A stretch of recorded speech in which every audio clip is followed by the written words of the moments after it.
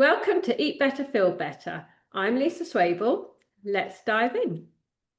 So today I'm joined by the absolutely gorgeous Marla Moonbeam, and I'm going to introduce her before we get chatting, is an award-winning beauty influencer. She's founder of Very Makeup Mad, who, if you're not following yet on Instagram, I'm going to be putting her handle, I suppose you call it, in the show notes so you can follow her later. She's also the radiant force behind the empowering Queenager movement, which I'm going to ask her more about. She's known for her honest, no-fluff approach to beauty, and she helps women avoid costly mistakes by curating results-driven skincare, wellness, and makeup solutions that actually work, all backed by research, expert testing, and her own lived experience. She's also known for being supportive with a relatable style. She's more than just a beauty guru. She's your fairy beauty mother, guiding you to radiance, confidence, and midlife magic. I love that. Hi, Marla. Hello. Wow. Well, do you know what? We could just leave it there, couldn't I we? know, well, and you are glowing on the screen, and I'm looking at you, and you just look so.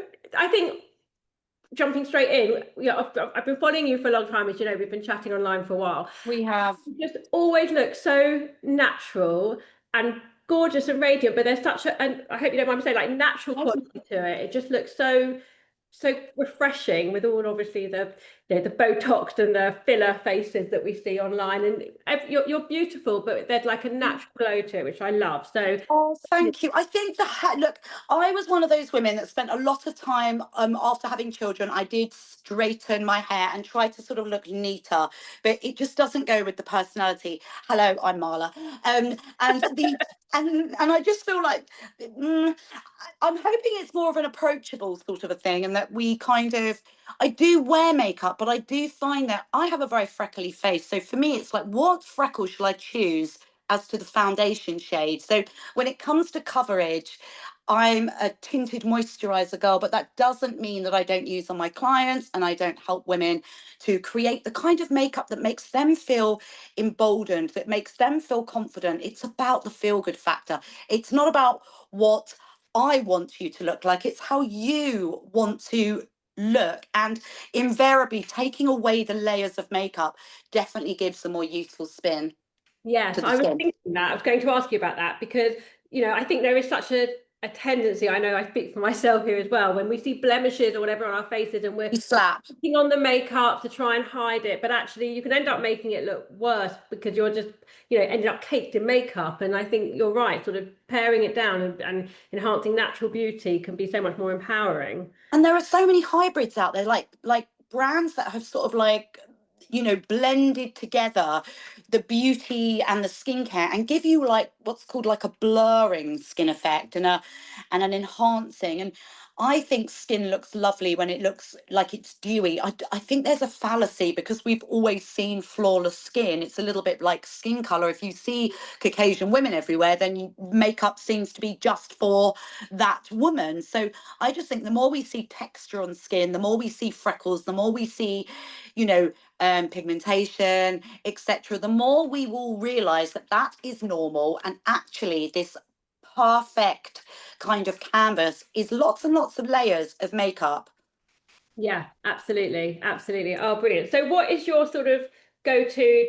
Do you wear makeup every day? I know you said tinted moisturizers. So I what do. I'm wearing a full face of makeup today. I'm actually a big fan of cream bronzing because I think if you've got a cream bronzer, as much as I love a powder, and they're a great, we should all have a powder bronzer. Bronzer is something that I think brings your face to life. It brings that kind of healthy kind of glow. I mean, look, if you eat well, obviously you're the advocate when it comes to when it comes to food and being healthy. But I do think that that's what you look to sort of it's color. It's like a little bit of color that sort of warms up the skin, creates a tone, and it just makes you look awake and alive. So I tend to use I do love that Chanel cream bronzer.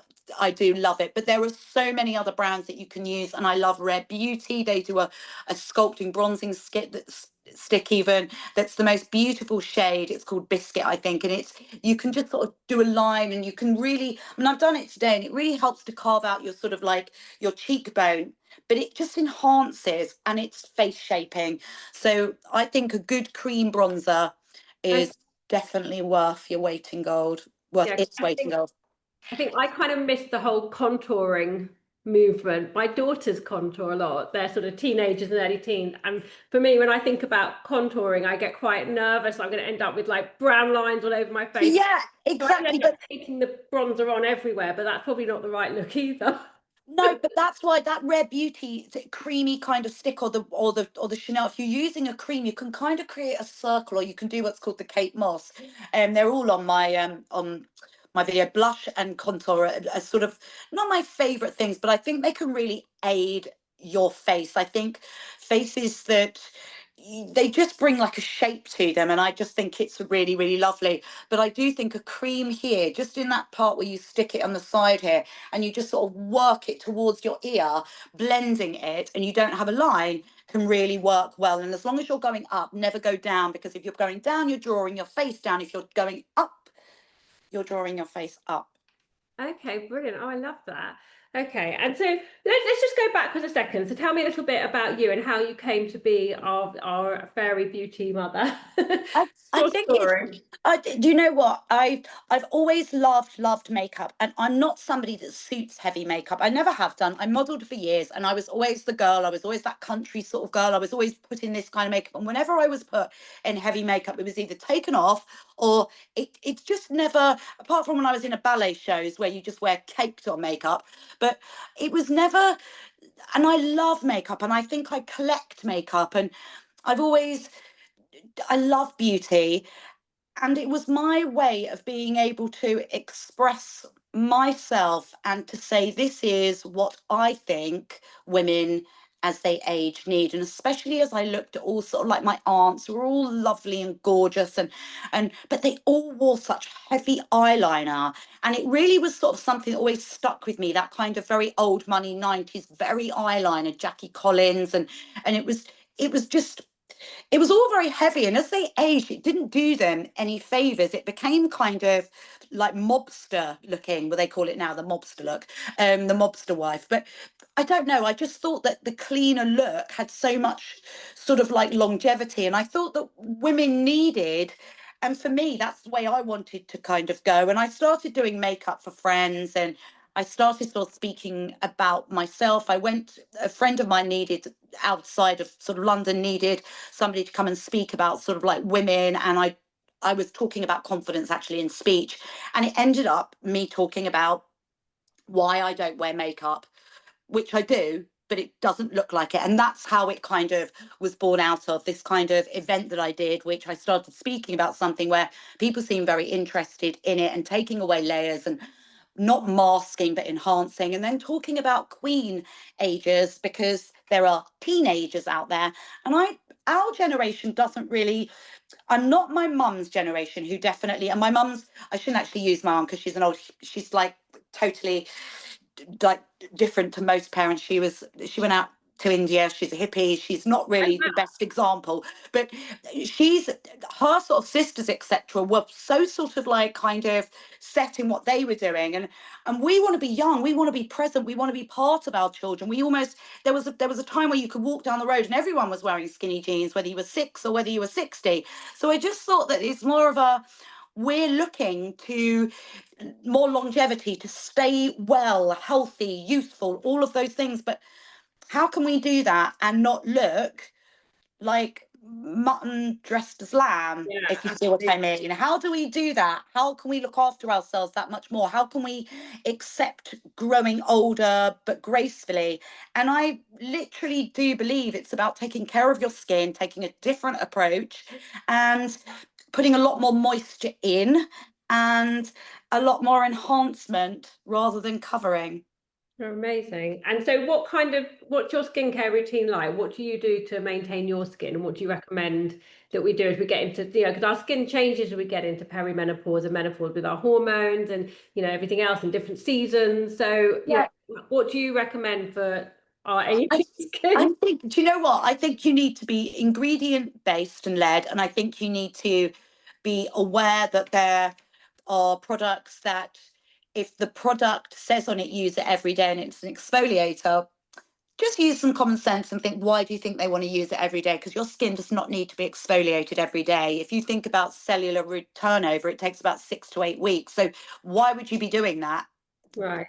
So if you're doing something like that to sort of like to boost radiance, to help your products to work that much better, which they do if your skin's exfoliated, but you need to do it no more than 2-3 times a week. I like physical exfoliators and I like liquid ones, and if you can do a balance between the two, you'll find that your skin engages more with the moisturizers and the serums that you're using, because you've got that much more ability for penetration. Okay, so because you're saying the physical exfoliators and the liquid, It's do you like mean the ones something, with beads in, and then the ones that are like chemical yeah. exfoliators? Yeah, exactly. So, for example, I love Paula's Choice do a wonderful, Medicate do a great liquid exfoliator. Um, oh, the name's just gone completely out. Ren also do a fabulous one. Those three I would definitely recommend. So a physical one, I'm a big fan of DB Milano, which is an Italian brand, and they do a really lovely. Now, to buying like a physical one with like tiny little sort of like spherical kind of um, molecules in it, they last for absolutely ages. So if you get something like that, you don't need to use it more than once in every 2 weeks. It's an extra. It's something like when you come back from holiday. Obviously, you don't want to get rid of your tan, but it's the skin cells. It's that turnover. It's to help everything else to work that much better. Okay, and then what about things like serums? Because you've mentioned serums. So Yeah, I believe in peptides. I think you're a lot safer using peptides than you are using retinols. I'm not a big fan of retinol. I would use retinol. I'm not a big fan of retinol. The reason being is it has we like we kind of take advantage if the sun comes out in England, and if we do, and it just sort of like kind of, with retinol you can have issues with dry skin, you can have irritation, and you can also have issues with the sun. So if you are going to go down the road of retinol, you need to use it very, very slowly and build up the resistance to it. I always suggest Medicate unless you're using prescriptive or you're going to a clinician, but I do suggest that you use Medicate because they go up in really small increments, so it enables you to be able to work slowly towards and retinol in these kinds of ways, like the crystal retinol by Medicate. Basically, if you think about it, it's taking away layers and layers and layers of your skin. So sun, you need to really protect your skin, so you wear it at night, only retinol. And okay. that's why I'm a big fan of peptides. Peptides are the little chains, they're the little proteins Yeah. that are within your skin. And I believe in feeding your skin the things that it recognizes so it can then do it itself. A little bit like you probably feel like with food and using nutrients. You can't replace things. It's like collagen, etc. You can try to sort of like kickstart your body into creating its own, but you putting in a collagen into your actual body and receiving it in that format and form is quite, you know, it's a lot harder to try to get a proper, you know, result from it. So, and I'm a massive fan of red light and using one of these face masks. I think if you're going to invest in anything, that's something that's a brilliant, brilliant investment. Yeah, I love red light because I have used it with clients that for slightly different reason where they have had maybe joint pains and things like Yeah, that. Because yes, exactly. yeah, so just to explain to like people listening who might not know what red light is, because it's those particular rays of the red light, they penetrate into the cells, don't they? And they sort of Yes. they give the cells a bit of a chance to regenerate. And am I right in saying it like Yeah, that? absolutely, absolutely. And there's near infrared, and then there's just red light as well, and the two of them together working in conjunction. If you're using one of the masks, especially one of the approved, I mean, for example, a little bit of inside no knowledge. Current Body is by far the best company to buy your face mask from, and that's because they make them for everybody else. Oh, okay. Yeah, I Okay. mean, well, they are part of that. You know, there's always that bigger giant, isn't there, who's It kind makes of everyone else. utilizes, yes, and they make one themselves as well. But nobody really knows these things because it's a bit like you can put 0.00001% of something into your skincare, and you're allowed to say that you've got that in there. Not sure that's a good idea. And can I just say, if anyone has been watching people make SPF online are really not a good plan. I really do think that with years and years of science-backed, approved information, I totally agree some of the ingredients are not great for the skin, but you can go out there and find some amazing SPFs. You do not need to mix one up in your kitchen. Yeah, no, I agree with that. That I think really upsets me. I just think, do you know what? No. no, I agree with that, because I think it's important that we, that we're careful with our exposure to the sun. But I am also on the other side of the fence. I'm quite nervous of using like those chemical laden sun protection. So Yeah, I don't. because they obviously, they can do more harm than good sometimes, putting all those Yeah. chemicals on. So which brands do you recommend them for skincare, for sun protection? So for sun protection, I think that I mean, on my face, I'm a big fan of Jolique, and I'm a big fan. Well, I can write a little list of some of the sun brands that I would go for. I think that if you're using, like, Kosas has just brought out something, if you like that tinted kind of thing, it's a 50 SPF, it's beautiful, it's vegan, it's got nothing, and you just have to look. They need to have, it's got like a plus on it as well, which means that it's actually work. So UVA and UVB means that it's working not to burn and not to cause skin damage. So I wear it every single morning. There's a company called Ava, AIVA, and some of these products from Sweden and from other countries, they're not allowed to put in certain things in their skincare. So you're a lot safer with some of those types of brands. But it's like, if you're using a Ven, you're good. If you're using Eucerin, you're good. If you're using, the French brands are really, really good.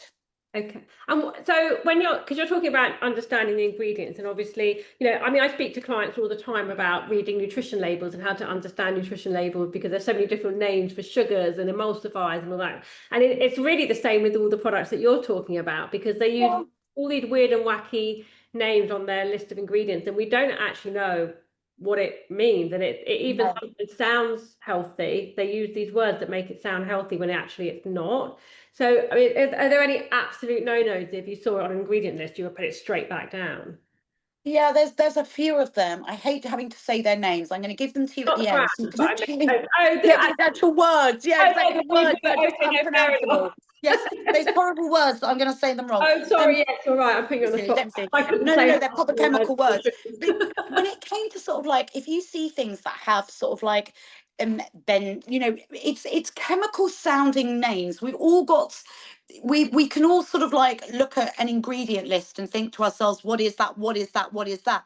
But I think if you take a snapshot, if you really, really are that interested, um, I I must put a list up actually on my blog, etc., of those that I would use, because I think it's not what you wouldn't use. I think it's the ones that you would use. I don't think it's any particular, because you just don't know the amount that they've put in of that actual ingredient either.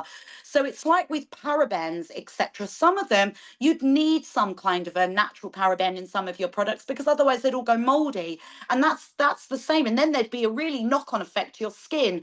So it's like, I wouldn't use actives. Anything that's like an active in your sunscreens, you don't want things that have got like enzymes in them. Like, one Yeah, company's got yeah. like papaya and all of these things. No, no, no, no, no.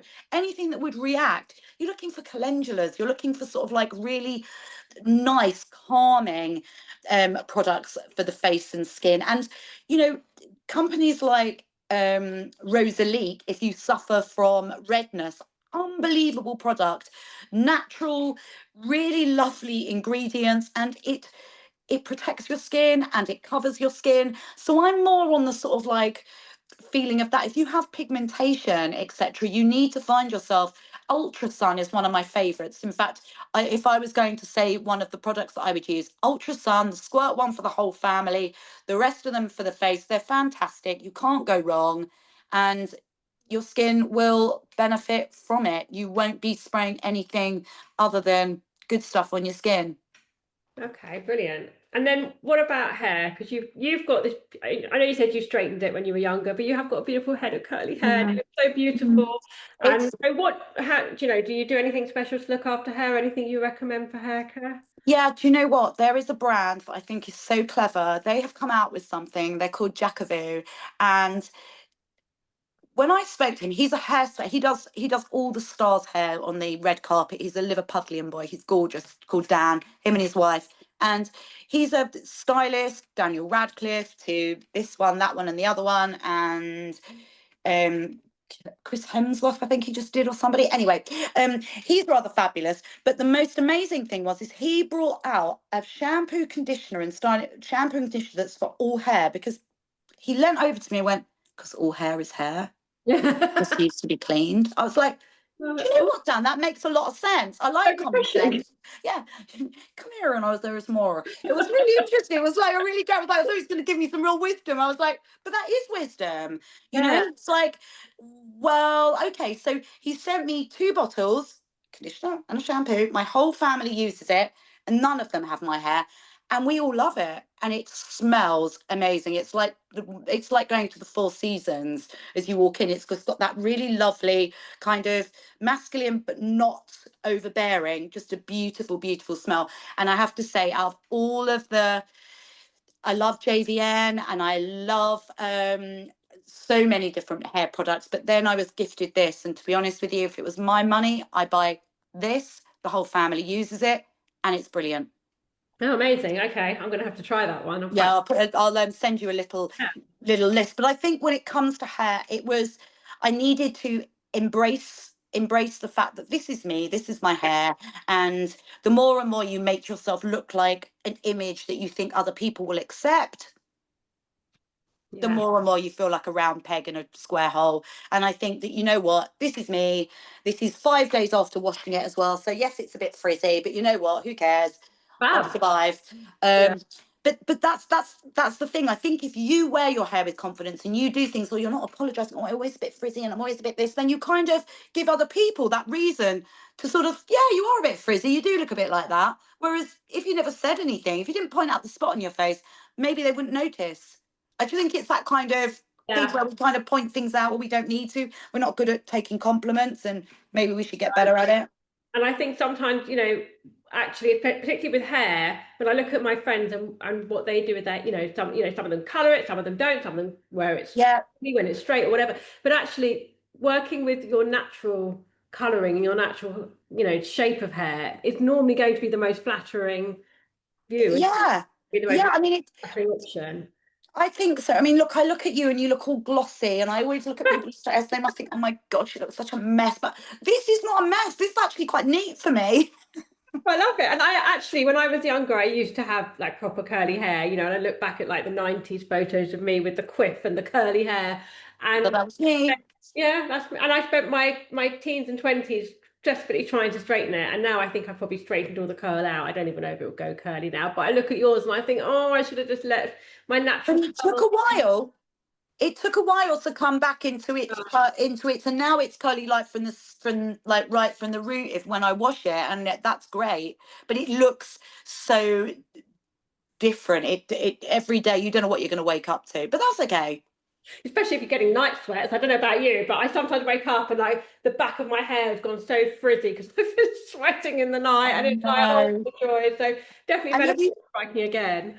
Uh, absolutely. And you know those bonnets that they sort of you can get, you look a bit like a baker. I just like, my husband's like, look, you go to sleep. I wear tape on I tape my forehead every night because, as you can see, it break dances in the day. So I've decided that it needs to be taped and kept completely still at night. um and it's really, really good. It's really, really helped, especially for my 11s. It's really, really worked, but I've been doing it for a year. And for those people that say it just squashes them, it doesn't. I can show you my befores and my afters, and I'm very happy, thank you. And it's not Botox, so that's good for me. But I'm not judgmental. I advocate Botox for those people that want to use it. I just give forward the pitfalls of using it, overusing it. And I have a daughter with a horrendous autoimmune disease. So for me, it was always something which was a little bit like, we're not doing that. So you come from reasons, and I think that's really important. I hate the fact that people are cancelly about it. I hate that people are look down their nose at people that don't or do. I think it's absolutely Absolutely. awful. And I think women need to support one another. Whatever your journey is, doesn't take away from my journey. Yeah, I agree with that, absolutely. And I think it's also what may not seem like a big deal to you, to that person, if like, Right. that flaw or blemish or whatever it may Yeah. be, for them, however silly we think it is, for them, it actually is really holding them back and making them feel really quite bad about themselves. So if they can make themselves feel better, if that then gives them the impetus to carry on and look after themselves and, feel Yeah. their own skin, then, there's definitely a place for everything, depending on where you are and how you're feeling about yourself. But And don't you feel when you're helping sort of like a client, if it's not realistic for them, then mm, it's a lot harder. I always say, look, live. do things really in small increments, because when you go and have something changed about yourself, and I had some hyaluronic put in my lips, and I was quite honest about it on the thing. It's pretty much gone now, but it's not like a filler. But I think that when you do anything like this, when you start to see yourself, you have to be like kind of a little bit self kind of assured that you're not going to, because when I first saw it, I can really notice it, and then as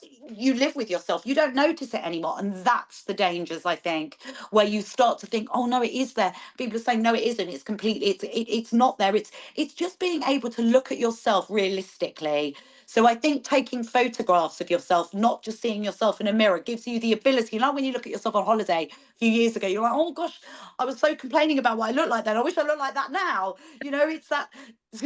Yeah, So definitely.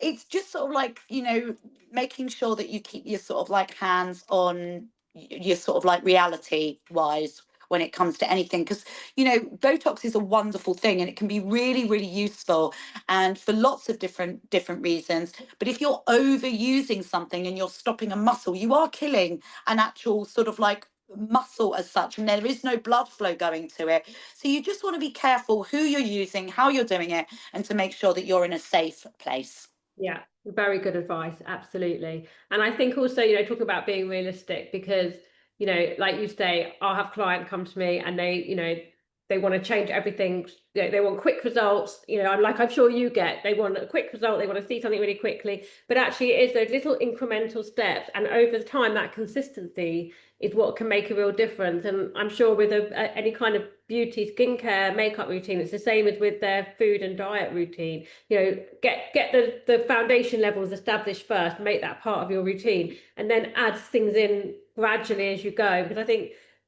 like with nutrition, if you just say, right, from tomorrow, I'm doing this whole amazing Marla style routine, it's just gonna, And it just knocks you off balance because you just have to do too much. It's like when I do makeup, like consultations, I always say, let's look at what you've got and let's add some small, let's put some bits in there that work. Here's a list of things you can do, but you don't go out and buy the whole lot. You need to just work on things slowly because that might just be enough.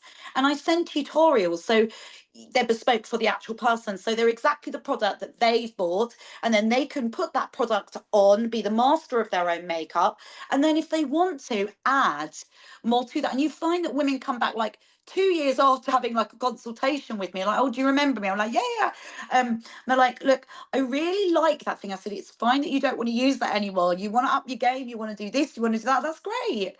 yeah, And it's interchangeable. And I think that because from lockdown we all got really into our skin and we weren't wearing makeup, we all really started to look at what the improvements we could make just by using a few extra kind of creams and exfoliating your face and using vitamin C and these sorts of things. And all of a sudden, people have got brighter skin and they're wearing, I mean, there is a massive surge of women wearing less foundation and wearing less of things because they spent a lot of time not wearing it. A lot of people jumped back in, and a lot of people went and kind of thought, oh, I'm going to change this a little bit. a bit like me with high heels, and I know with my friends as well. When we put high heels on now on a Saturday night, they feel so uncomfortable because we're still so in the trainer zone. Yeah, Yeah. exactly, You exactly. want to put high heels on. And how often should we then, because you've mentioned loads of different products, should you be changing your products regularly, or stick with one that works really well, or seasonally or annually? Like, how do you do it? How do you know when it's time to change?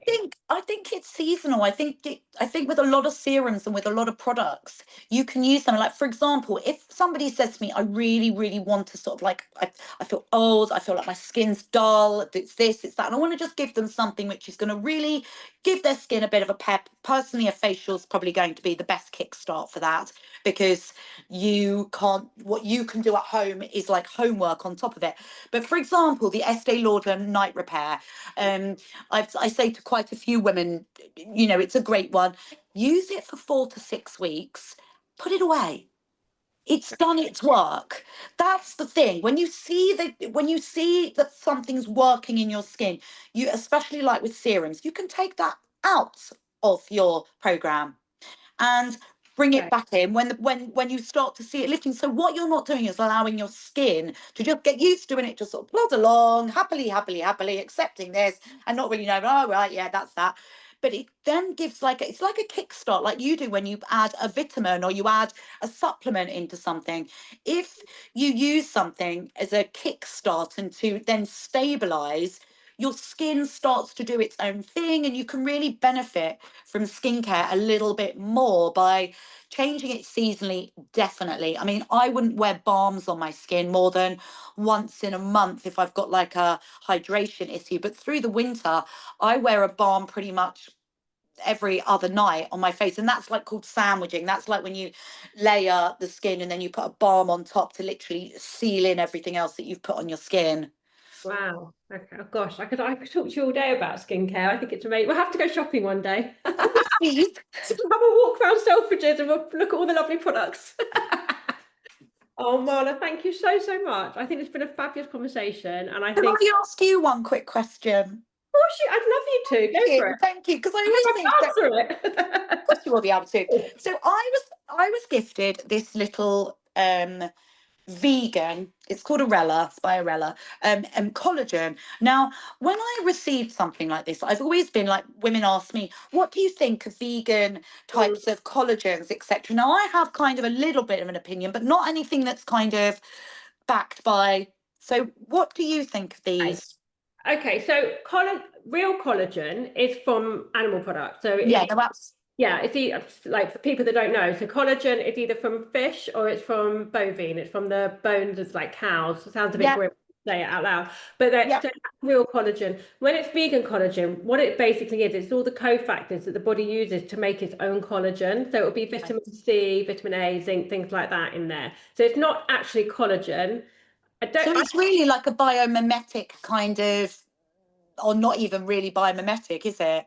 No, Because it's it's not really really, copying anything, is it? no, It's I mean, you just could just take a really good quality multivitamin with high doses of those vitamins and minerals in it, and it's going a to do, similar thing. and correct me if I'm wrong, but No, that's that's my honest. So that's how I see it. So the vegan collagens, yeah, there's just no guarantee that the body's going to take that vitamin C or zinc that you're ingesting for the collagen, and it's going to use it yeah, for collagen. It might correctly. use it because your zinc levels are really low and you need it to make stomach acid or something else. So you can't Yeah, tell the body where to put it. If you're taking a collagen supplement, obviously that is collagen. So then yeah, body's going to take it to where collagen's meant to be. The downside of supplementing anything in terms of like a completed product like collagen or yeah. melatonin, anything like that, is once you're supplementing it and the body sees it doesn't need to make it itself, it stops making it itself. Like you were talking about with the Yeah, that's exactly. I use Corexico. I'm a big, big fan of Corexico. And they use it's a mixture of bovine and Icelandic cod, I think, something like yeah. that. And But it's I love collagen, and I think I've been using it for about 18 months or 2 years, and I definitely think it's made a difference. Um, the thing with collagen is even though, like I said, when we're supplementing it, we stop making it ourselves. As you know, our natural ability to make collagen declines now as we're getting older anyway. yeah, So I feel like it's one of those where actually we do, melatonin, I wouldn't necessarily supplement for a long time because I want my body to make melatonin when I'm 90. Absolutely, absolutely. But I found that it was like unbelievable when I stopped taking it. I can't. My Yeah, joints are really. So for me, it's much more of a. It was much more of a joints and kind of skin and kind of health thing until I started taking Corexaco, and then I saw a little bit more of a difference in my skin and hair. But yeah. I think So it's just finding the right things and also commitment, commitment, commitment. it's that habit, isn't it? It's that routine. So Yeah. maybe not to take on too many things at once. Yeah, exactly like we said. Brilliant. Okay. Oh, thank you. I really appreciate that because it's so nice to speak to somebody who knows what they're talking about. So it's vitamin based. Thank you Oh, very much. anytime. All right, my lovely. Well, look, if you've enjoyed listening to us today, I'm going to share Marla's link for Instagram on the show notes and give her a follow and say hello to her. She'd love to hear from you. And let me know what you thought of our chat. If you've got any questions for either of us, then obviously share them. And I will see you all very soon. Bye.